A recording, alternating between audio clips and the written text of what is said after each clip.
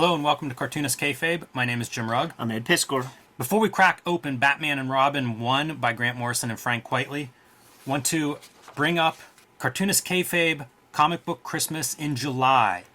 All those local lending libraries that every neighborhood seems to have, we are asking all of our viewers to put your comp copies into those local lending libraries, put those doubles in those local lending libraries. Let's try to make some new comic book readers by people who are already looking for books to read, and we're going to do that the last Saturday in July. So, Cartoonist Kayfabe Comic Book Christmas in July at your local neighborhood lending library, and print out a sheet that tells people where they can find more comics if they like what you stock that local lending library with. I list our local library system, comic book stores, bookstores, wherever you find your comics. Give them a heads up. Help out these hopefully new comic book readers. And if you want to plug Cartoonist Kayfabe where they can hear about more comics, please do so. Also, we ask you all to like, follow, and subscribe to the Cartoonist Kayfabe YouTube channel if you haven't done so already. Next to that subscribe button is a little bell icon. Hit that and you will be notified when we post a new video. It'll give you a leg up on the Kayfabe effect. That means when we do a video and there's a comic book on there that you want to add to your collection, you'll be the first one to know about it and the first one hitting these secondhand comic outlets to pick that up. The Kayfabe effect means that sometimes these books go up in price or they disappear altogether, so you want to be the first one in line, and that's why you hit the notification button and let the video play through to the end. That allows YouTube's algorithm to share it with other comics fans who haven't found Cartoonist Kayfabe yet. It's how we grow the channel, and we appreciate your help on that. So, Ed, let's dive into Grant Morrison's Batman and Robin. Grant Morrison, it was big news whenever he took over writing Batman, wrote Batman for several years, and I think this is near the culmination of that run with Batman and Robin, new comic book launching, and with Frank Quitely coming on board to illustrate this series. These guys had worked together previously on All-Star Superman to much celebration with good cause. We have a video looking at those, some of the best Superman comics I can recommend.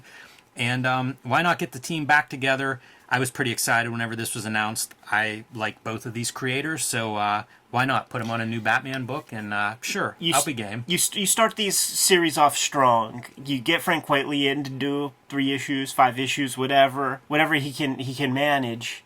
You know, you start it off strong, and then you bring in your next artist, and like you have your diminishing returns at that level. But it was a popular move, you know, to like have these guys start off, but the rigor in Frank Quitely's work, unsustainable to any sane human being, month after month after month. So you got to give this dude some lead time. Yeah, absolutely. I always wonder, like, we look at first issues, and I always think, like, how that cover stands out. What's a good first issue launch? Like the yellow, obviously bright, flat, would stand out maybe on a wall of new comics. Nothing particularly fresh there, maybe with the exception of Damian as Robin, who I guess is Bruce Wayne's son in this continuity at this point. Yeah. So, and Dick Grayson under the Batman cowl. Yeah, there's all this stuff going on that I guess you got to go ahead and read some old other Batman comics to figure it out. But what I was able to sort of guess is that little Damian is... The mom is that Ra's al Ghul's daughter chick, and Bruce Wayne, and it was always foregone that Bruce Wayne is toast, then Dick Grayson is to take the mantle. It seems like this Damian character is an exercise to try to make a Robin that's even more unlikable than Jason Todd. Oh. Good thing the phone lines aren't a thing anymore. Might have an internet vote on him. There'd be some infanticide. And we hit the ground running. Very first panel, action and motion. We know that because all 4 tires are off the ground. Notice the sound effects. Oh, yes. Quitely draws a bunch of these sound effects, and we'll see a few examples in this issue of his drawings of those. It's one of those things, man, where you know what the fucking Richard Starking font, like, sound effects are going to be, and the unfortunate thing is that it just is, like, cost prohibitive to, like, do real lettering in comics any longer. Like, Patrick Brozo is a great hand letterer, but it just isn't worth their time to like make fresh dope sound effects that integrate with the artwork that well. So Quitely knows that. I'm in favor of this. You know, I want the artist to try to integrate that stuff, and it looks cool here. And, you know, he's such a, I don't want to say a minimalist, but his ability to sort of like do these strange angles and tell a story effectively, it's what I think of that separates him from your average comic book artist. I think this is all pencil. Yes. I don't think it has ink to it. We sat with Frank when we were doing the Akira Volume 5, going through that book. These light streaks with the tail lights, that's a very Otomo-ish thing to do. And also integrating sound effects with artwork is a manga thing to do. Yeah. And look at the room he leaves for the colorist, who I think is Alex Sinclair. Yeah. Who I know from, I believe, Jim Lee and Wildstorm. I think that is where Alex comes from. Yeah. So a history of kind of this cutting-edge color. And that's a wild 2-page spread. It is. Again, a little minimalist, a little bit of Batman shapes in some of these negative spaces, and your car's tires. I mean, this is 2 flying vehicles, Ed. It is. And there might not be a million lines on the page, but quietly puts them all where they're supposed to be. Like, when he builds these cars, they are built really, really well. He gives, like, one pass with that technical pencil. Mm-hmm. You know, you get one line, and it's this super clean, confident line. I wonder how that works. Like, I know that he uses some blue line underneath, so that you get one clean, crisp swoop. I've said it a million times on here in different ways. The colorist is now your inker. And I think that, like, Quitely's that one line is really the setup for the colorist. That's really the collaborative move that you're getting from the artist, credited as artist here. But it really is this team work, and it's almost like those lines are designed to maximize Alex Sinclair's strength. Yeah, it's like at this point, it's like, why fight it? You know, these fucking colors. That's exactly it. That's how I would describe that. They're going to be lighting it however they feel like lighting it anyhow. So have at it. Fighting it's the right phrase. I mean, that's what it looks like. That's what it looks like for decades. Yeah. Is like you're going back and forth between the digital rendering and the inking. Here's another example of the Quitely lettering sound effects. Genius. Yeah, really great. And he's like leading the missile. Like, it has that great physics, you know? Like, he really thinks this stuff through. Yeah, it's very dynamic, even though it looks kind of like straightforward.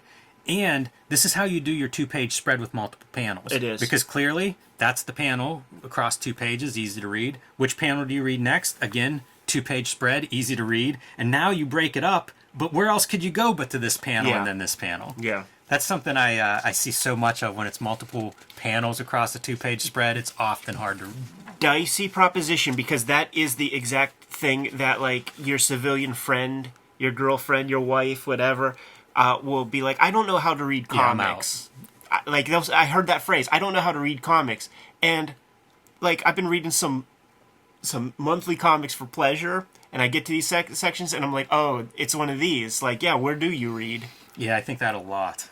It's something I'm conscious of because I've heard my wife say that enough times. And we get our Damian attitude. Never use real names in the field. Your words.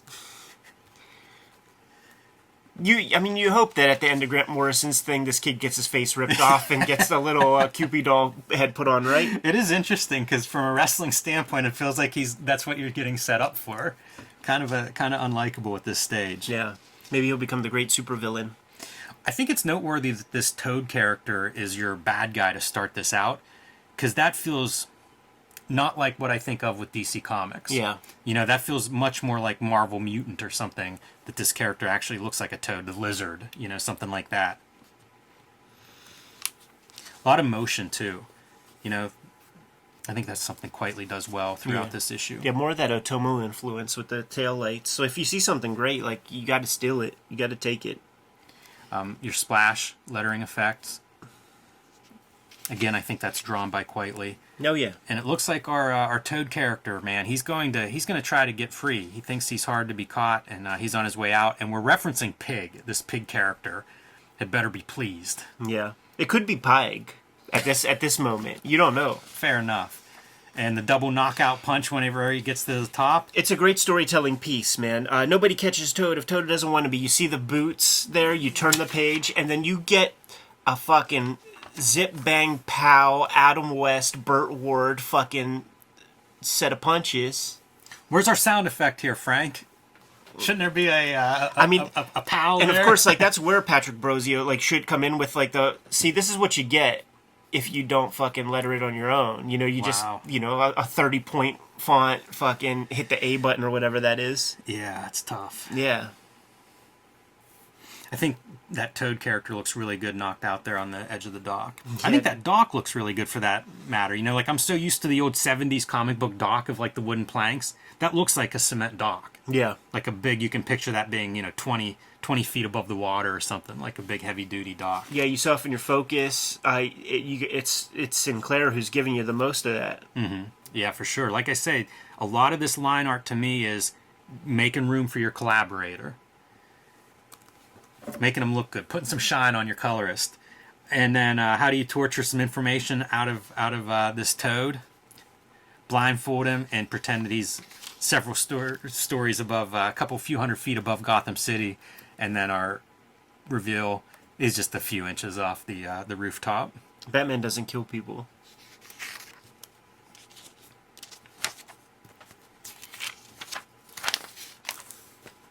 Back in the day when ads were in comics, how about that, huh? They had enough of a footprint. And now we're back in our Batcave, and you can see things are like covered up, and Alfred's there trying to maybe uncover a little bit with Dick Grayson, and they're talking about he always knew, you know, if something happened to Bruce, this was going to be the role that he would step into. It almost makes me wonder what happened to Bruce, but I don't care enough to go read. And by the way, comics is so broken, you wouldn't know where to read. That's true. Like, I couldn't tell you, like you don't know go check this part out. Yeah. I have no idea. Yeah, you have no idea where to read about They don't even do the, like the old editor note trick at the bottom. That's funny. I never thought of that. You're so right. You'd have to have not just like Batman issue 650. It'd have to be like volume 1. And there's probably like 17 issues that you would need to read. This is fun under the Wayne core. I don't know what his business is. Sure. But under the Wayne building is like the, I guess, the updated Batcave, right? All the technology at their fingertips. That's there. at like Lucius Fox, you know, the Morgan Freeman room where he creates that machine that can snoop on everybody. And somehow Alfred is still there. Poor Alfred. Like, he really didn't do much with his potential in life. No, he's so loyal to the Wayne. And even when the Waynes are dead, he's still there. Dude, this is the days of the Wii. When it was like motion-sensitive controls where you hold... Stand there and box in place.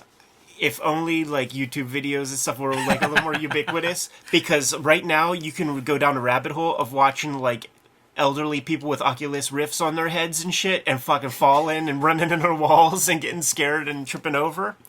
I would have loved to seen the wobbles, man, with the punch out. That's funny. Hey, you know what's great on this page? There's a lot. The best way to support Cartoonist Kayfabe is to buy the comics that Ed Piskor and I make. Red Room Trigger Warnings 1 through 4 is in stores now while supplies last. Every Red Room comic is self-contained story, so whatever issue your comic shop has is a great place to start. There's also Red Room, the Antisocial Network, collecting the first season of Red Room, available now wherever comics are bought and sold, except for 28 countries where it is banned and about 10 comic shops where it's banned, but you can still request it, they can still get it for you, and you can pick up Hulk Grand Design by me, 2 double-sized issues retelling the 60-year history of the Incredible Hulk in one coherent story, featuring my art, writing, color, letters, the Grand Design treatment, so to speak. So pick these comics up wherever you buy comics and support Cartoonist Kayfabe. And now back to our regular scheduled programming. Heading to San Diego Comic-Con? Get ready to see Scott Snyder himself by brushing up on your favorite Snyder comics with Comixology Unlimited. With Comixology Unlimited, you get unlimited access to an unrivaled library of over 40,000 digital comics, graphic novels, and manga titles, featuring content from over 125 publishers and thousands of independent creators from around the world, including exclusive titles from Scott Snyder. And if that's not enough, you can also save up to 15% when buying select, new and current comics. Try Comixology Unlimited today with a free 30-day trial. For details, visit Comixology.com/unlimited.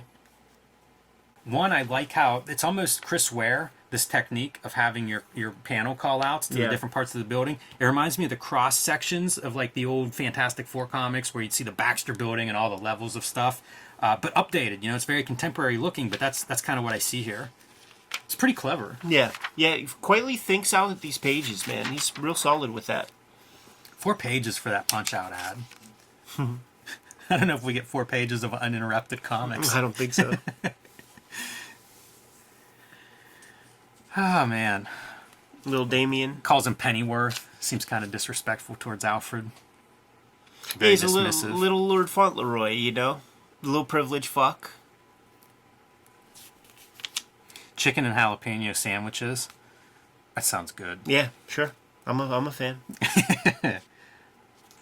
And whenever he's not sure about wearing Batman's crown and how that feels, Damian's quick to be like, if you're not up to it, stand aside, Dick Grayson. Stolen valor. I was bred for the job. It's kind of like when we were walking around with them Stan Hansen fucking Ribera Steakhouse jackets. That's right. He's even kind of ugly. He looks like a mutant or something. Like, got that little Whoville upturned nose. Yeah, these two don't seem too impressed by him. This series, I used to pull these issues. This is when I was on DC's comp list, so I got all these. And, man, they're good. This whole run is good. What does pull mean? What does... Well, I wouldn't keep all of them. Yeah, I just wanted you to say that. Oh, yeah, you'd get a gigantic box, and I'd go through, and it'd be the stuff that I would keep. But this was a series that was really awesome in that time frame. So you see Toad has been captured now after he was dropped on the rooftop. I guess they must have called the police in on him. So he's picked up. But he's not deterred. The city will belong to us soon. And I feel like this is slight nod to Dark Knight Returns with those weird Cupid dolls. Or no, or even... It could be. Or even, no, not Dark Knight Returns, but Killing Joke. With those, it's grown-up versions of those Cupid dolls that fuck up Jim Gordon. Those, little kinky, little people. It probably is. Part of Morrison's Batman run, from what I remember, was they really went through, the whole history of Batman, and they were referencing all kinds of stuff. Silver Age stuff, Golden Age stuff, so it wouldn't surprise me if everything in here, if you knew what you're looking at, that they are references to various bits of Batman history and lore. Like this depiction of Gotham City, too. That feels like a different Gotham City. Much more maybe a Tokyo influence, yeah, or something more high-tech and current, right, than the Gothic style. Yeah, Art Deco. Right. Although there's still some of that, too. It is quietly being thoughtful and probably doing more development than he got paid for. Sure. Which seems like his modus operandi. Just, think this stuff through deeply, and then you create a richer piece of work. Man, I was joking about not having 4 pages of sequential comics. No, Well, we've got 6 right. coming up, so... Yeah, it's sad whenever the joke seems like it might be true. We have Gordon running the bat signal every night looking for Batman, and your cops in the background talking about how, had to happen eventually. This almost looks like that, side character in the Adam West show that was with Commissioner Gordon. That almost looks like that guy. Has to be an accident, right? It's so close, man. I just think of Morrison, and that's a detail they're into. Like referencing everything, noting everything, having something call back to everything.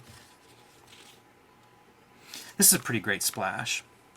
They look cool. I see so many of those videos of dudes in squirrel suits jumping off cliffs. Yeah. And this is in our earlier conversation, we were looking at that Brian Talbot Arzak, and we were making note that there were all these birds, but there was no overlap, and it felt wrong because you would just never see that. And there you go, you get a little overlap, and I don't think, because this is a big space, you could easily give them each their own piece, but you see he's even overlapping that, so by doing so it creates depth. But I feel like when you're composing, it feels wrong to do, but it's totally the right move. Because, all these pieces are connected when they don't have to be. There's all this negative space, but he's creating depth that way. It's the same conversation, this thing that I'm trying to figure out, that I just need somebody to clearly explain it to me. I also think it's telling the characterization that you're seeing in these visuals. Dick Grayson, much more measured, been there, done that. He's been superheroing for years. He's an adult, doesn't have maybe all the hormones racing through his veins.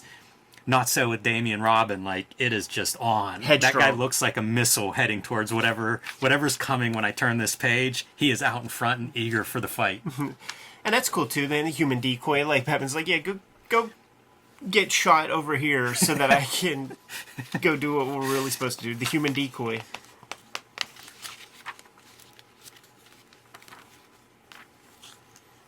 And then they accidentally sprinkled in a couple pages of new X-Men into the comic. Yeah, some extras. I like that it's kind of the same cops from upstairs come racing out. Either that or Quitely's drawn all the cops as like fat. A little rotund. They ate a donut or two. I guess if Batman's in your city, maybe the cops get to take it easy. They all got that cartoonist muffin top that, where you grow in the middle. Maybe reference cartoonists make. And this guy is like, we got to get out of here. Something's gone wrong. He's some sort of criminal. We don't get all the details. We just know that he's got to get out of here because Uncle Lev, who hooked them up with this job, and whenever he opens the door to flee, Uncle Lev's face is pressed against that door, followed by the gang.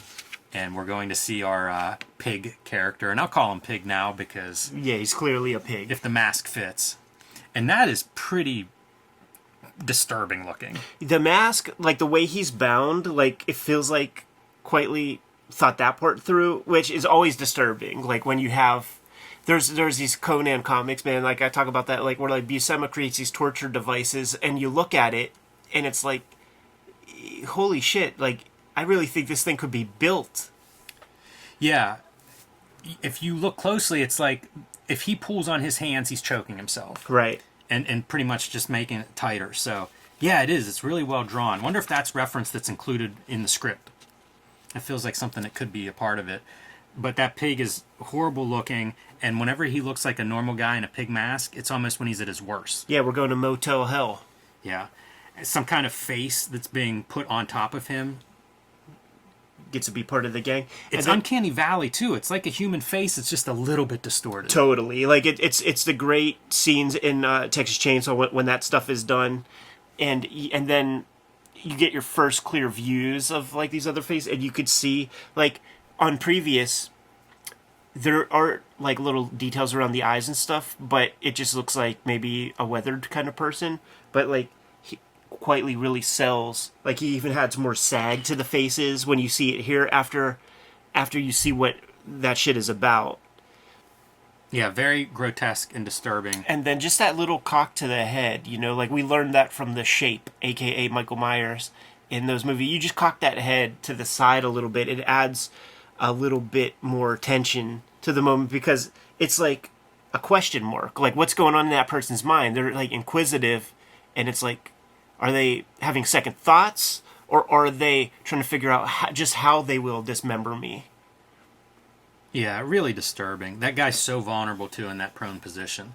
Just flat and helpless. And then, as if this isn't enough, we have one more page. So let's talk about what we're going to do to your daughter next. Yeah. Very disturbing. And that thing of, like, leave it up to the mind of the reader. We don't see it being done, but we can imagine what's coming next. A little preview, too. This is kind of neat for a next... It feels like an updated contemporary version of, next issue.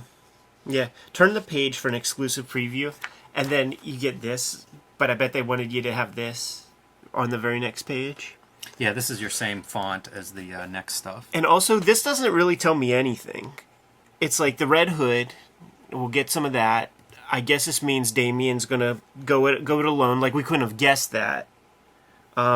Batwoman is going to be in the mix, and somebody's getting the keys to Batmanor. Yeah, and what is this? Yeah, oh yeah, right, yeah, like it's like, yeah. Oh, is that the ghost of Bruce Wayne? Lava Batman? Is that Batman coming out of the Lazarus pit? Right. Oh shit, you might be right, man. Yeah, I mean, it's not like Bruce Wayne isn't alive now, right? Oh, I have no fucking comes back clue. somehow. Yeah, I'm yeah, sure. I don't know who the keys. I don't know who that person is. Is that Huntress? I don't know. Guess you gotta read the comics. How about that? Uncle Shelton putting some ducats down, dude. Yeah, that's pretty cool. We were probably at that show, 2009. Like, definitely. Heroes was on my tour. Yeah, that was circuit. like, I'll give it a second chance because that 2008 show was a little dicey, and then it was like multitudes better just because different expectations, and you built your audience more on that 2008 show. This is really like this whole text plug is for Heroes and like who DC, who will be there, including this editor. It's a shame this doesn't happen more. You always like we read these wizards and stuff, and it's how do you get work, and it's like you got to go hobnob with an editor, but there's very few places to do it. This was a time when that was still happening, and I kind of wish that still existed. That these companies had a little more presence at a big show like Heroes. Right. But kind of a I'm pretty happy with that as a first issue. That's an issue that would lead me to read issue 2. Absolutely, man. And I did, and I read the next issue. But then when Frank Quitely's done, it's like, I'll just follow Frank. He does a good bit in this first run. I think he ends up with maybe, I don't know, nine issues out of that first year, maybe. It's pretty sustained. And I wonder if they had more lead time there, because that was a criticism I remember for the new X-Men, where like he only did, I think, 3 issues, and then there was a break, and it was real inconsistent. And I think that the way that was set up ahead of time, maybe there wasn't enough lead time. It's a good move, man. But man, when you start doing these monthly comics, I had that idea with Red Room, like, I'm going to do monthly comic. It's like I really need a year's worth of issues lead time, because every 30 days, it's a fresh month, and your lead time is shrinking more and more and more as just life is a part of the game. Once the books are out, you're selling them. Like, that's a huge amount of the time that you just don't think about. At least I don't think about. Now I do, but when I first planned on making comics, that was not a time piece that I was budgeting for. Yeah. Good stuff, man. You good? Yes. All right, Kayfabers, like, follow, subscribe to the YouTube channel, hit the bell. We'll notify you when new vids are available. Cartoonist Kayfabe Comic Book Christmas in July is the very last Saturday this month in July. And we want you to take your comic book doubles and spread those around town in those free little lending libraries that we have set up all over our towns and countries and cities or whatever. I guess it's a pretty American thing. A lot of European people are like, "Oh, I never knew about this, man. Like, this is a cool thing. We should have this here." Jimmy, what's out there? Hulk Grand Design Monster and Hulk Grand Design Madness. 2 40-page double-sized issues retelling the 60-year history of the Incredible Hulk, perfect for first-time Hulk readers or long-time Hulk fans. I'm writing, drawing, lettering, coloring, giving it the Grand Design treatment. Also, you can join me on patreon.com/JimRugg, where you can see more of my original art, my process, and you can download some of my out-of-print zines and mini-comics. Red Room Trigger Warnings, trade paperback, going to be in stores in September. It's my 10th solo book. Scoop it up. Murder on the Dark Web for Fun and Profit is the name of the game in Red Room Comics. It's a good companion piece to Red Room, the Antisocial Network. The art chops have increased exponentially, man. Learned a lot after drawing those first 4 Red Room comics. Every issue completely self-contained. If you see one, scoop it up, give it a shot. You're going to get a full story. It's banned in more than 28 countries, banned in more than 10 comic shops. So if that's the case for you, you got to go to my link tree in the description below this video and pre-order your comics that way through the Fantagraphics website, or check out my Patreon, and you can read the comics that way. $3 for the archive there. Put up new strips every Tuesday. More than 250 pages up there as we speak. What else, Jimmy? Subscribe to the Cartoonist Kayfabe newsletter at the links below this video. You can also find Cartoonist Kayfabe t-shirts and merchandise at the links below this video. That's another great way to support the Cartoonist Kayfabe channel. Given those marching orders, we'll be on our way. Read more comics.